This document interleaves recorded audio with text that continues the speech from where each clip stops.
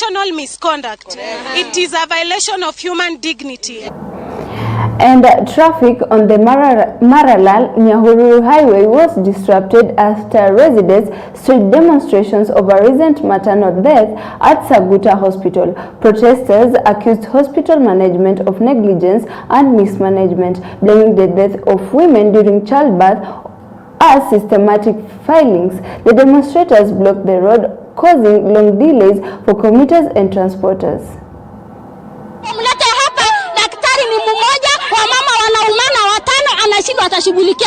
Mwaka jana nilipata kujifungua, lakini niliweza kupoteza mtoto wangu kwa sababu daktari mwenye alikuwa hakunishughulikia na njia yenye ilikuwa inastahili. Uchungu sana kama kina mama, kila wakati tunapoteza watoto. Nasema ya kwamba challenges ambayo ile nimeona hapa na imesemekana hiko ni understaffing. Kuna moja tu emo na sio moja. Tulipatwa na kifo hapa hospitali ya mama mjamzito ambaye alikuwa anajaribu kujifungua, na kama mwenyekiti wa board hii waita madaktari na specialist wengine wafanye. And the government has launched a process to train families in fostering as part of plans to phase out children's home by 2032. Speaking at Mama Ngina Children's Home in Kisumu, the principal secretary in the children's department Ngeno said the initiative has already begun, with parents receiving guidance on fostering and adoption. Ngeno noted that the Rift Valley currently has the highest number of children's homes, totaling 13,000, where the country has 44,000 children living in institutional care. The move aims to ensure children grow up in family setting rather than institutions, improving their well-being and social development.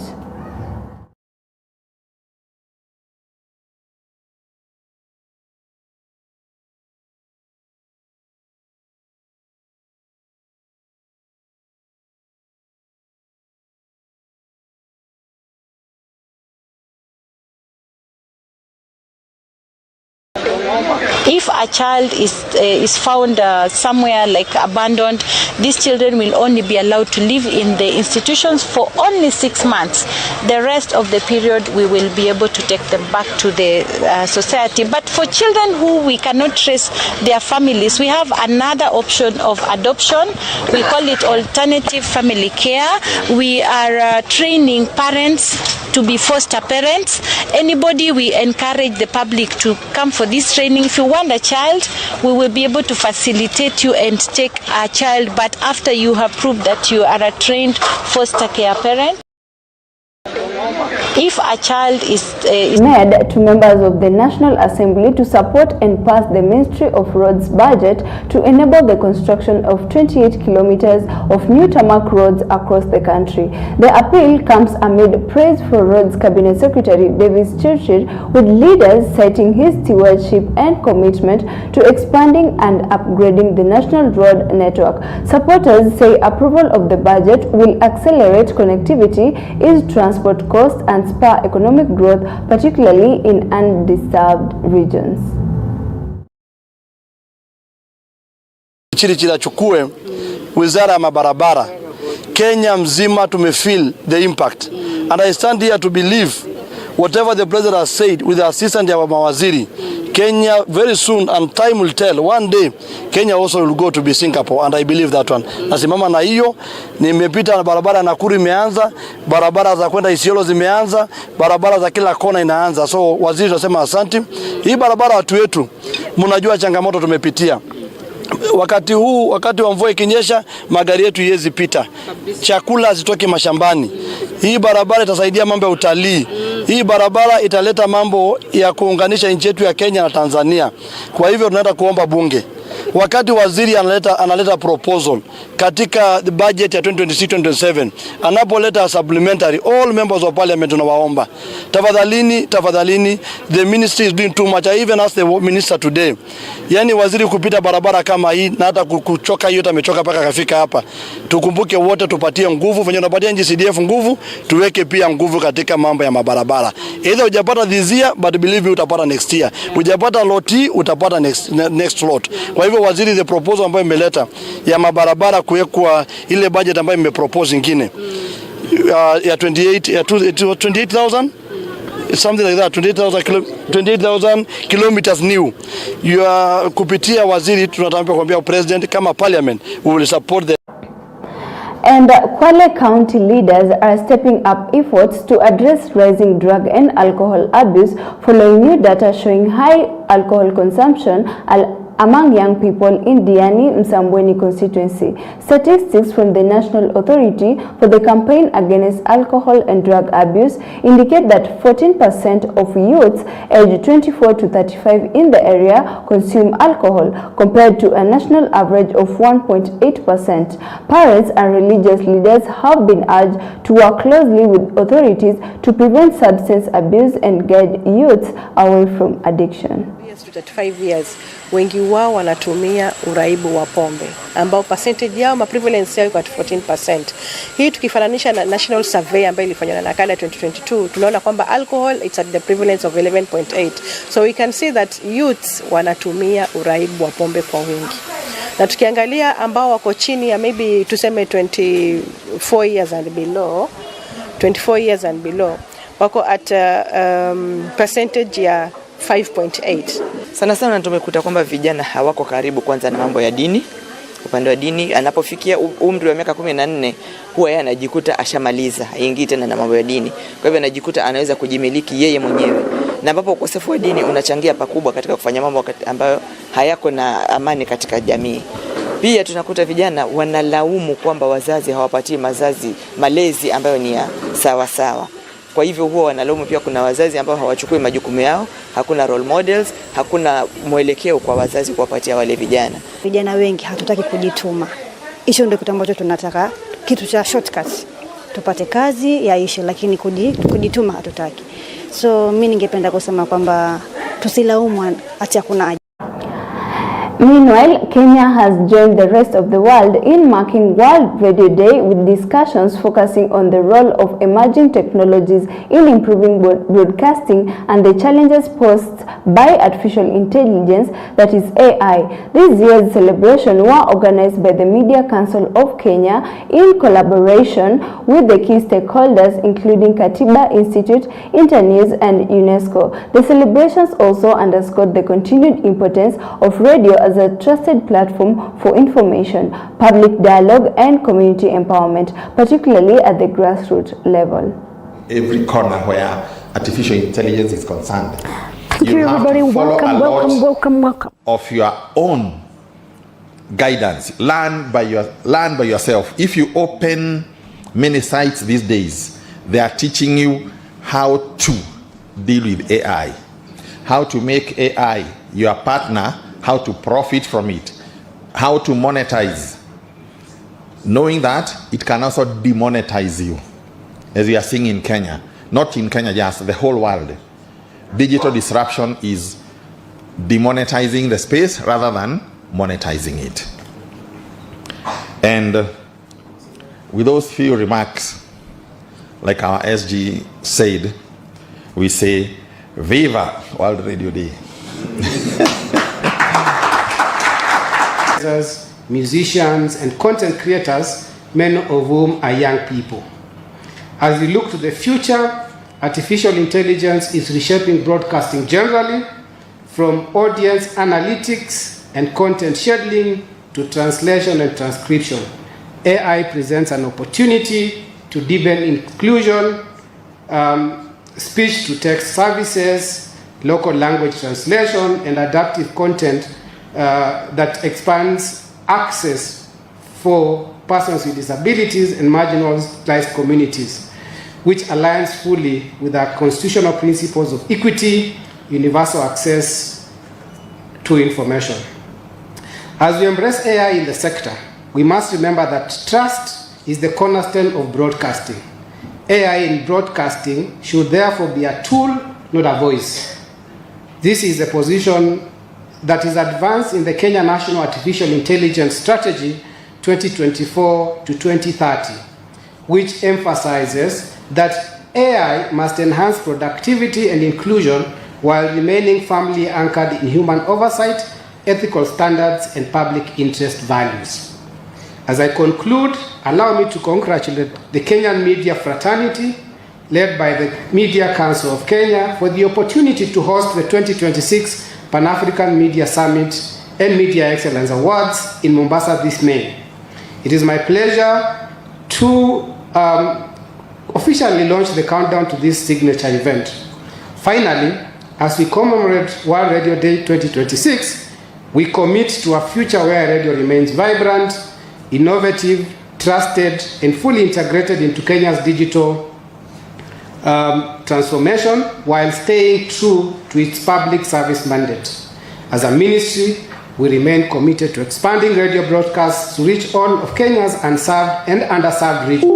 Get into the media now, not necessarily academic training, but building their capacity to know how to use their skills well, keep the audience, remain trustworthy, uphold information integrity. This is tough because you have AI there competing with you as a journalist, competing with citizen journalists, competing with alternative information. I know Simaloi has said the truth is truth. There is no alternative truth. But I dare say, you know, in that space there is now alternative truth, another truth what somebody else is pushing. How then do we prepare our journalists? Now, a group of activists, health workers and well-wishers from Nandi County began a 40-kilometer walk from Kapsabet to Eldoret to raise awareness on the importance of blood donation. The initiative, dubbed the Valentine's Blood Donation 40-kilometer walk, aims to collect blood for cancer patients and victims of road accidents in Nandi and Uasin-Gishu counties. Organizers say the campaign seeks to encourage community participation and highlight the urgent need for regular blood donation to save lives. Of supplies, not because we lack capacity, but the willingness of the population to donate blood. The county government of Nandi has in place infrastructure to store, to process blood into various components. But the limiting step is when we lack donors. For me to decide to walk a 40-kilometer challenge from here, Kapsabet to Eldoret, is to show the intensive sacrifice that cancer patients are undergoing when they are looking for medication, especially in our big facility that is Moi Teaching and Referral Hospital. Every step for us will be that no one should fight alone. And Kenya and France have launched a new investment partnership aimed at boosting economic opportunities for African youth. The collaboration seeks to open doors for future growth and innovation across the continent. Currently, France has 140 companies operating in Kenya, contributing to job creation and economic development. Officials from both countries say the initiative will strengthen bilateral relations, fostering entrepreneurship and employment for young people.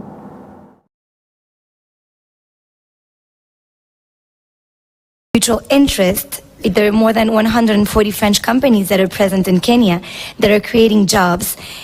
They tell me that it's 36,000 so far. And Kenya's companies are also looking more and more into France and to Europe. And I think this is also important when you talk about peer-to-peer relationship and partnership.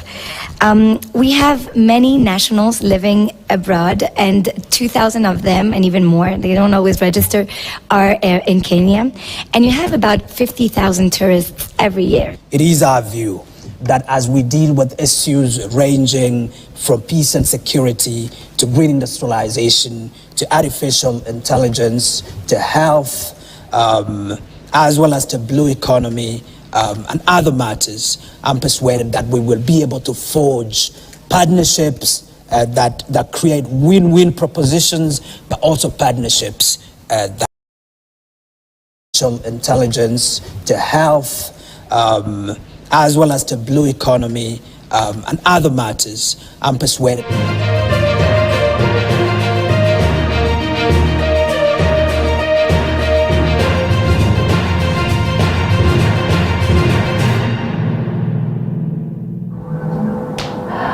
And in sports news, Nairobi United wrapped up their final training session yesterday ahead of their crucial group stage match against AS Maniema Union in the Democratic Republic of Congo. The team focused on tactics and set pieces as they prepare for the high-stakes encounter. Officials said a positive result is vital for advancing to the knockout grounds, while players expressed confidence in facing the away challenge.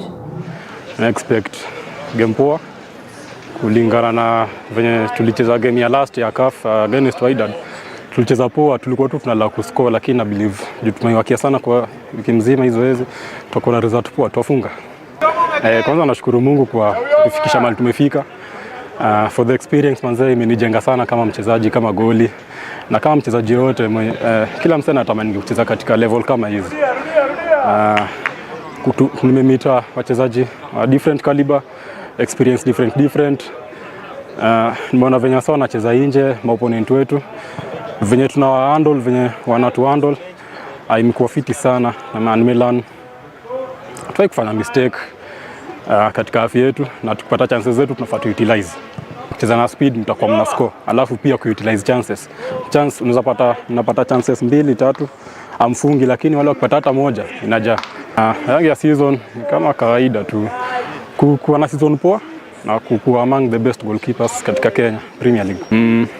Skufero, mafans wa Skufero zidini kutusupport. On Sunday lazima tutapiga ushindi turudi.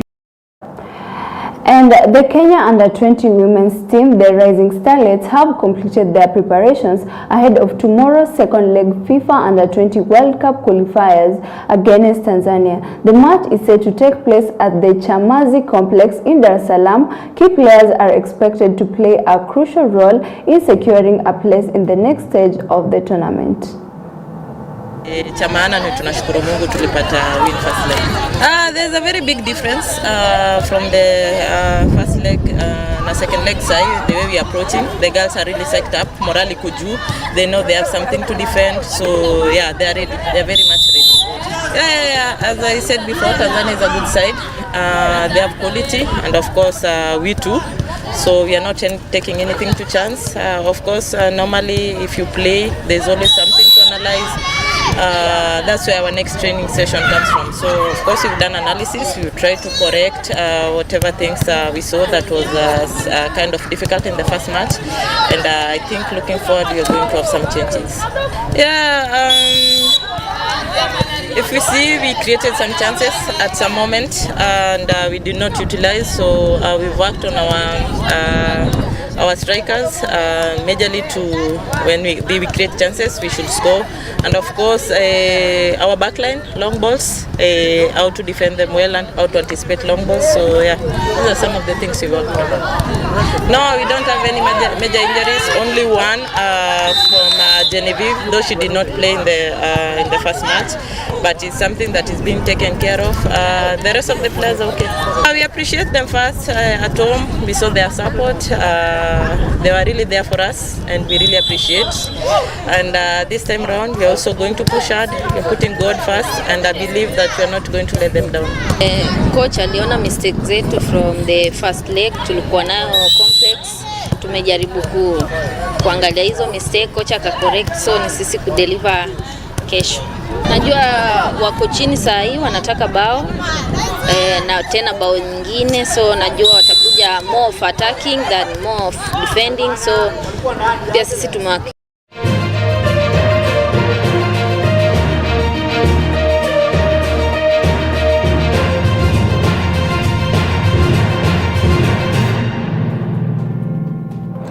And all the best to Nairobi United and the Rising Starlets. Finally, we have come to the end of EBN Weekend Edition. Many thanks for watching. My name is Leticia Afandi and our sign language interpreter is Laura Omondi. Have a lovely night.